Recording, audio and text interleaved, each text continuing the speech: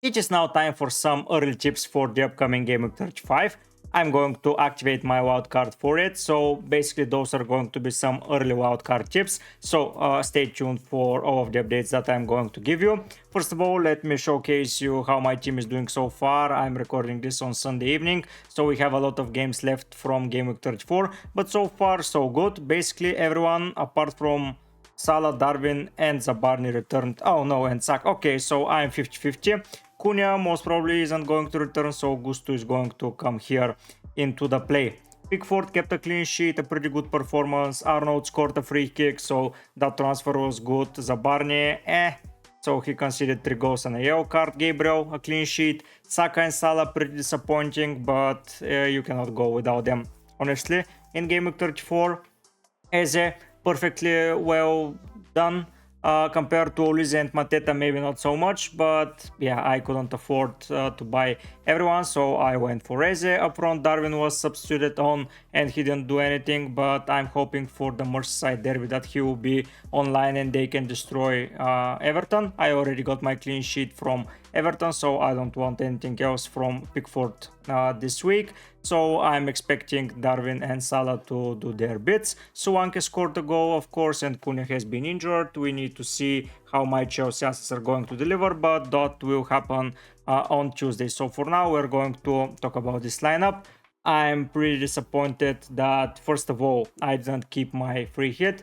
When I look back, it was a poor decision to go for, not because it was a low scoring game week, but because there were 4 fixtures and the chance of me getting outscored by a lot of players wasn't there, and I could have made and used the free hit now, and I would have gotten Mateta for sure, Eze for sure, most probably Diogo Jota, who I was going to bring into my side if Haaland and Cunha and Dawson didn't get injured.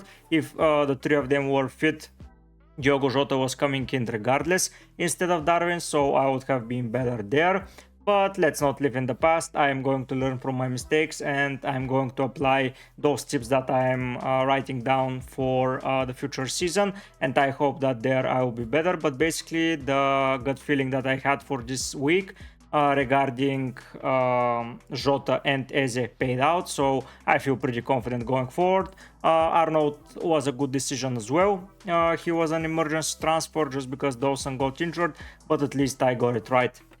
Now, speaking about the wildcard, the thing that I want to mention here is how important are home fixtures. If you can see, Crystal Palace were not a very high scoring side, and just because it was a home fixture, they started playing well. I know that Luton, Sheffield, Wolves, they lost at home, but first of all, Luton, Sheffield and Burnley aren't teams that I consider so highly, so basically I don't think that it matters so much, especially for Sheffield.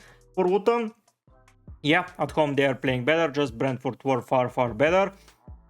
Wolves played against Arsenal, basically they had several opportunities, but Raya kept the clean sheet, so it was a tougher fixture compared to if it was at Emirates. Everton played pretty brilliantly at home, so it's pretty important to follow who is the home fixture, especially from those sides at the middle of the table, like Palace, most probably Fulham. Like Liverpool had their chances, but Fulham had them as well. Villa are better at home, Everton are better.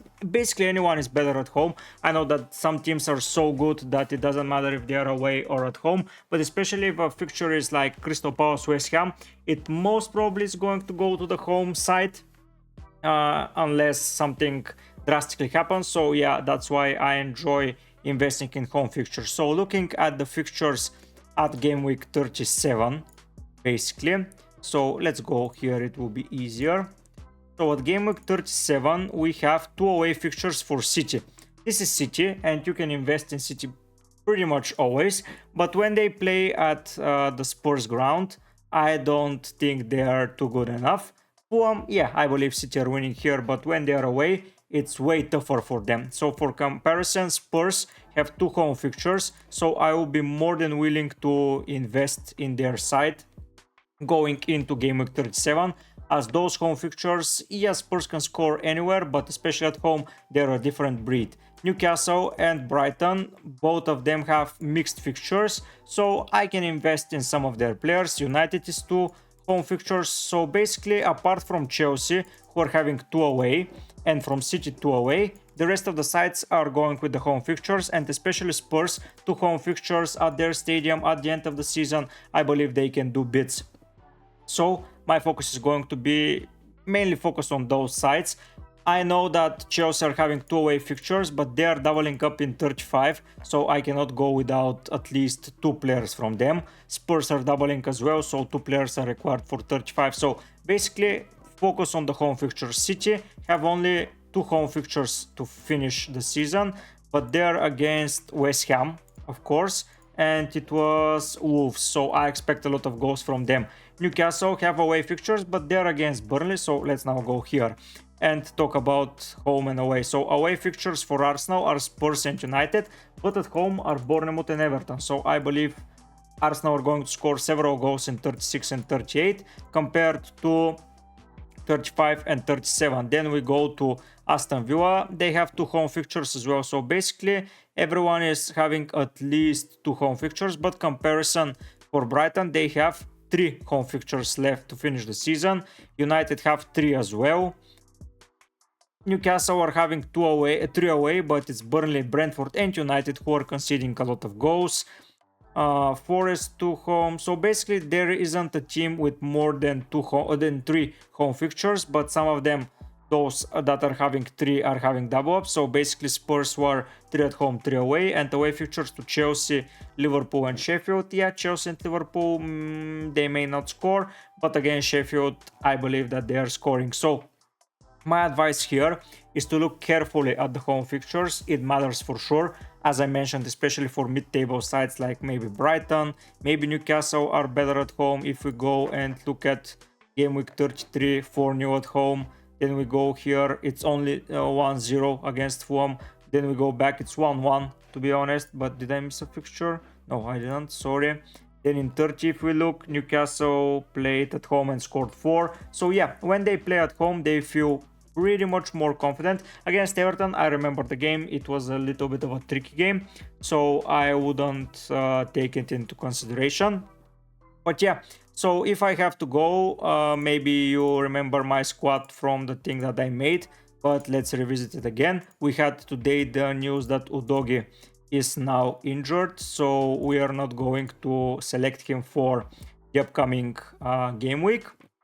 But basically right now, if I have to do my team, I will do a no Haaland draft here just for you so you can see it. I will basically pick the same players. So Onana here, Verburgen was my goalkeeper, I was going for Romero, I am going for Gabriel back into the side, I'm going for I'm going for Schär, and the last player was someone from City. Let's go for Ake for the sake of it. Then we go for De Bruyne. Then we go for what was his name, Gordon. Then we go for Bruno Fernandes, who scored today. So United today had a pretty good blip. They almost lost, having a 3-0 lead, but those things can happen. Let's be real, they're United, so it most probably will happen once again. Isaac is here, Joao Pedro is into the frame, and now we have 14.4 million to fill in the squad, and I can comfortably go Haaland. But if Haaland isn't fit right now and is going to miss a couple of weeks, I can comfortably go Watkins and then bring in for 37 Haaland, and all will be Gucci. But Watkins, I know that he doesn't have a double up, but he's assisting, he's scoring goals, he's having 2 home fixtures against the tough sides. Brighton are playing attacking football, so I expect Watkins to be there. If you remember last time against Brighton, he scored 3 and assisted 2. So basically those 2 fixtures, I can believe in Watkins, and especially against Chelsea and Brighton, he can do a lot of damage, so I wouldn't go past him. I can go for Højlund, once again, but I'm not big of a fan of him. But yeah, basically this is my no Haaland draft, and for 37 I will remove Gabriel and I will remove Watkins, and if the rest of the team is fit, I'm going to deploy the bench boost. If I have to take a hit for a bench boost, I will do it, but basically that will be the team and I can comfortably play it, and I will be more than satisfied with the outcome. If you have any questions regarding free hit, regarding not a free hit, a wild card, regarding how to structure your site, regarding why I am picking those players and what do I expect, basically I expect to finish strongly this season. Maybe around top 100 to top 200k will be my rank. We have to see. I didn't play a very good season so far, but let's hope for a strong finish and I can enter the top 200k. My aim was top 100k, but it eluded me this season, and I believe with this lineup I can safely say that I will be more than content going into next season with the information that I got and the way the teams I'm playing and how I should structure my site and what should I believe in. I believe that I'm going to do a proper analysis after the end of the season, but that's for after Gameweek 38, so you have to stay tuned for that. If you want to be part of the build-up for the next season, you can subscribe to the channel. Let's finish this season strongly, so we can be better prepared for the things that are coming.